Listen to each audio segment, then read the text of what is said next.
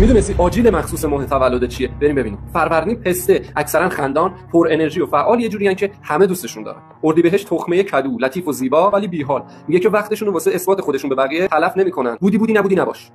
خرداد چلغوز. فکر می‌کنی آدمای خوبی نیستن، ولی اگه خدا بهت لطف کرده با یکیشون آشنا شدی، می‌بینی که از خیلی از ماها بهترن و تو اشتباه می‌کردی، چون این چلغوز اون چلغوز نیست، این چلغوز اون چلغوز نیست. تیر گردو، آدمای پیچیده ولی لطیف و حساس، شخصیت حمایتگری دارن، یعنی کمکت می‌کنن، مثل خود گردو، ولی خودشون رو نمی‌گیرن. مرداد بادوم هندی، دیدی تو ظرف آجیل بادوم هندی خودش رو از همه بالاتر می‌دونه. این احساسو واقعا دارن، قابلیت رهبری دارن و بی‌دلیل هم نیست، به شدت قاطع و قدرتمندن.